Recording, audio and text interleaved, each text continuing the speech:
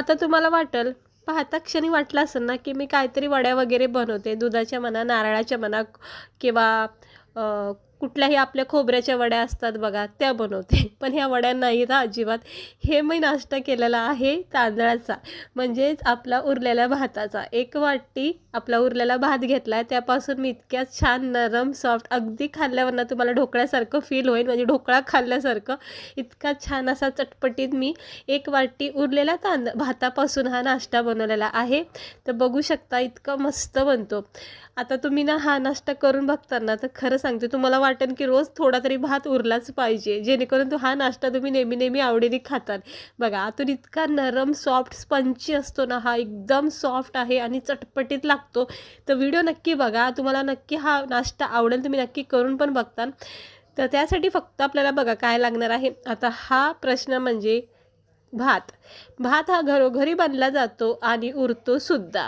प्रत्येक वेळी आपल्या घरोघरी थोडा तरी भात हा शिल्लक राहतो. पण त्या भाताचं काय करायचं? वेस्ट तर नाही जाऊन देणार. तर हा नाश्ता नक्की करून बघा. तर त्यासाठी काय करायचं, इकडे मी 2 चमचे 2.5 चमचे बेसन पीठ घेतले, अर्धी वाटी बेसन पीठ. त्यानंतर इकडे मी 2-2.5 चमचे आंबट दही घेतलेलं आहे. 1 वाटी जर तुम्ही भात घेतला ना उरलेला, शिळा भात असतो बघा, फक्त जरा थोडासा गरम हवा आहे तो. आणि त्यानंतर इकडे मी बारीक रवा घेतला आहे, अर्धी पाऊण वाटी. म्हणजे 1 वाटी जर आपला उरलेला भात असेल ना, त्यासाठी अर्धी वाटी बेसन पीठ, अर्धी वाटी दही घ्यायचं आणि अर्धी पाऊण वाटी रवा घ्यायचा. आता काय करायचं, मिक्सरच्या भांड्यामध्ये हा 1 वाटी भात जो आपण घेतला आहे तो टाकायचा. त्यानंतर इकडे अर्धी वाटी इकडे बेसन पीठ टाकणार. खूप छान चव येते ना मस्त, कारण प्रोटीन भरपूर असतं बेसन पिठामध्ये. तर नक्की टाका बेसन पीठ अर्धी वाटी. आणि अर्धी वाटीच्याच अंदाजाने इकडे मी आंबट दही वापरली. आता हे रवा नंतर टाकायचा, अगोदर बेसन आणि दही भातासोबत वाटून घ्यायचं. हे दह्यातलंच पाणी मी इथे थोडंसं ॲड केलं आहे. आता याचं वाटण करून घेऊया. मस्त याची पेस्ट बनते, क्रीमी पेस्ट तुम्ही बघू शकता. अगदी थोडं पाणी टाकायचं, जास्त पातळ करू नका. तर ह्याचा टेक्स्चर तुम्ही बघू शकता, एकदम क्रीमी टेक्स्चर झाले असं वाटतं ना डोश्याचं पीठ आहे कुठलं. पण हे भातापासून बनलेलं बॅटर आहे, पाहू शकतात. अजिबात भाताचं इकडे असं वाटतच नाही की ते भाताचं वाटण केलं आहे आपण. हे बघा, फक्त दही बेसन टाकून इतकी छान चव येते ना, म्हणजे तुम्हाला अक्षरशः वाटेल की तुम्ही ढोकळा, इडली असं वगैरे काही खातात. इतका छान हा नाश्ता बनतो. तर आता मी हे सगळं वाटलेलं बॅटर जे आहे ना काढून घेतलं एका भांड्यामध्ये. ह्याला फेटायची वगैरे काही गरज नाही जास्त, कारण की हे चांगलं असं मिक्सरमध्ये फिरून घेतलं. हे बघा किती मस्त वाटते, कारण एकदम स्मूथ क्रीमी टेक्स्चर झालेला आहे. भात, दही आणि बेसन पिठाचा हा छानपैकी बॅटर तयार झालेला आहे. तर आपल्याला याच्यामध्ये ना अगदी थोडंसं जर लागले तर चिमूटभर असे जिरे टाका, पूर्णपणे ऑप्शन आहे, नाही टाकलं तरी हरकत नाही. मी थोडेसे अगदी टाकले. त्यानंतर आता हा आपला जो बारीक रवा घेतला ना, अर्धी पाऊण वाटी, तो टाकायचा. ह्याने ना खूप छान असं स्पंची होतो, जाळी येते नाश्त्याला, छान असं ढोकळ्यासारखं तुम्हाला फील वाटेल हा नाश्ता केल्यावर. म्हणजे ह्या नाश्त्याला एकदम छान लूक येतो. आणि रवा टाकल्यामुळं ना त्याच्यामध्ये स्पंचीपणा वाढतो. आता बघा रवा टाकून छानपैकी याला एकजीव केलेला आहे, व्यवस्थित फुलून निघतो. त्यानंतर आता आपण काय करायचं, एक प्लेट घ्यायचं, पसरट आपलं ताट असतं बघा. आता खोलगट जितकं पण साईजचं असं तितकं घ्या. हे माझ्याकडे छोटं साईजचं ताट आहे, म्हणजे प्लेट आहे. त्याला थोडंसं तेल लावून घ्यायचं, चारी बाजूनी कडालासुद्धा लावून घ्यायचं. आणि हा जो आपला भाताचा जो बॅटर केला रवा वगैरे टाकून, तो असा सेट करून घ्यायचा, जसं आपण वड्याला बघा बॅटर वगैरे टाकून सेट करतो. बस सेम प्रोसेस आहे आता ह्या पुढची. असं सेट करून घ्यायचं. इकडे मी कढाईमध्ये ना पाणी तापत ठेवलेलं आहे आणि हा गॅसचा स्टँड आहे ना मी इथं ठेवला असं उलटा करून. आणि त्याच्यानंतर ना आपल्याला हे प्लेट याच्यावर सेट करायचं. ही खूप छान ट्रिक आहे स्टीम द्यायची, म्हणजे ढोकळा वगैरे जर करत असताना तर. आणि ह्याला ना असं 10-12 मिनटं ना स्लो गॅसवर मी आता चांगलं वाफ देते. आता 10-12 मिनटानंतर आपण ह्याला चेक करूया. तर झालेत बघा, अगदी स्लो गॅसवर मी मस्त 10-12 मिनटं याला स्टीम दिली. आणि इतका छान असा रवा मनी हा आपला बॅटर इतका मस्त फुलला आहे, असं वाटते मी खरं ढोकळा बनवते. इतका छान हा बॅटर फुलला गेला आहे. काढून घेऊया, थंड करायचे.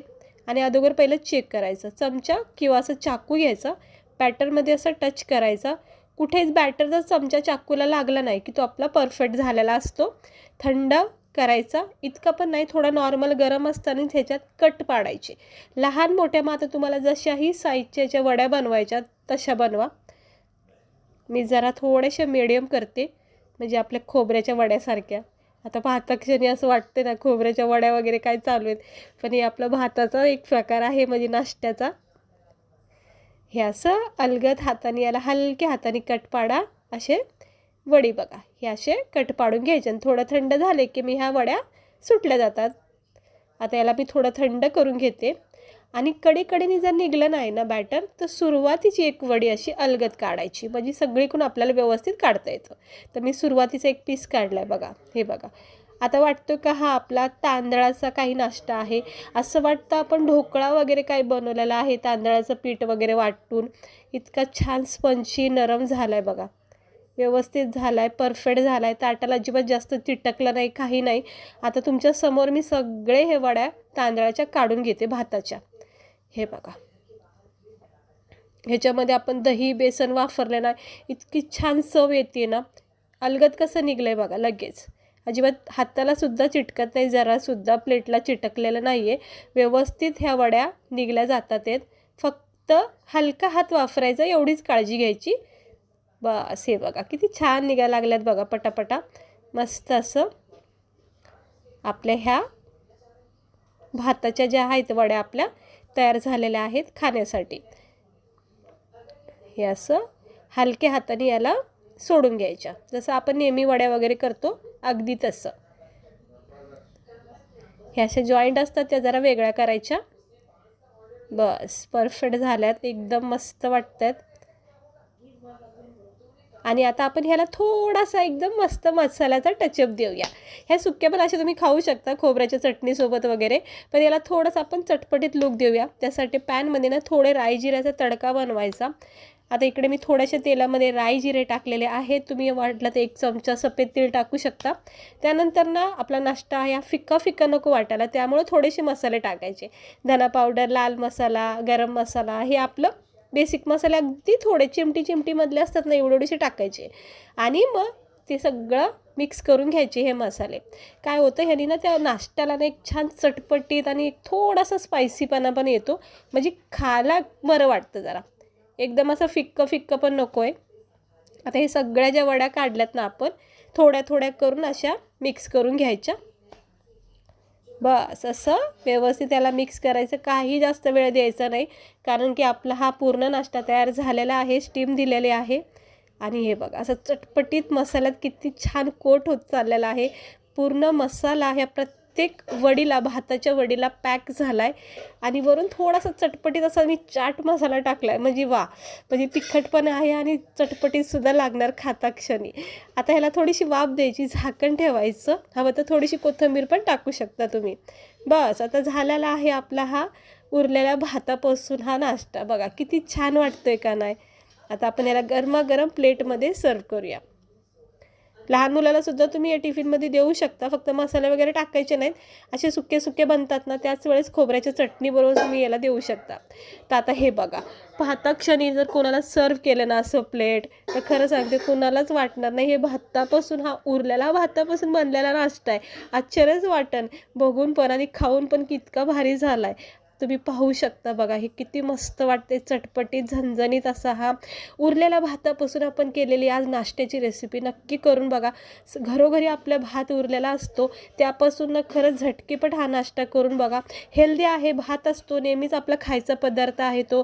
बेसन दही असल्यामुळे एकदम छान, एकदम स्पंची बनतात, टेस्टी बनतात. तुम्ही पाहू शकता, हे बघा किती भारी वाटतोय का नाही केचपसोबत. आणि सगळ्यात जास्त जर हा भारी कशाबरोबर लागेल तर फक्त खोबऱ्याची चटणी, सांबार वगैरे जर काय केलं ना, तर हे नक्की करून बघा. खूप छान वाटते खायला, मला ते इतका आवडला ना. आणि आता खरं सांगते, मला तर ना उरलेलं भात ना वेस्ट जायचं अजिबात टेन्शन नाही. आणि तुम्ही पण एकदा करून बघा, कधी पण तुम्हाला असं वाटेल की थोडा तरी भात उरला पाहिजे. इतका छान लागला मला हा नाश्ता. नक्की करून बघा. कशी वाटली रेसिपी? आवडली असेल तर लाईक करा, चॅनलला सबस्क्राईबर करा. आणि पाहू शकता हे बघा किती मस्त झालं आहे का नाही, अगदी ढोकळ्यासारखा वाटतोय. कुणाला विश्वास येणार नाही की आपण हा उरलेला 1 वाटी भातापासून केलेला नाश्ता आहे. नरम, सॉफ्ट, स्पंची, जाळीदार असा हा नाश्ता. तोंडात टाकता क्षणी असा मेल्ट होतो, मस्त वाटतो. तर मी तर प्रत्येक स्नॅक्स असं केचपसोबतच खाते, पण याला खोबऱ्याच्या चटणीबरोबर आवर्जून खा किंवा पुदिन्याची चटणी बनवतो बघा, त्यासोबतसुद्धा भारी लागेल. तर चला भेटते मी तुम्हाला पुढच्या व्हिडिओमध्ये. आजची ही छानपैकी रेसिपी आवडली असेल तर लाईक करा, चॅनलला सबस्क्राईबर करा. असेच मस्त मस्त वेगवेगळ्या रेसिपी बघण्यासाठी. स्वस्त राहा, मस्त राहा.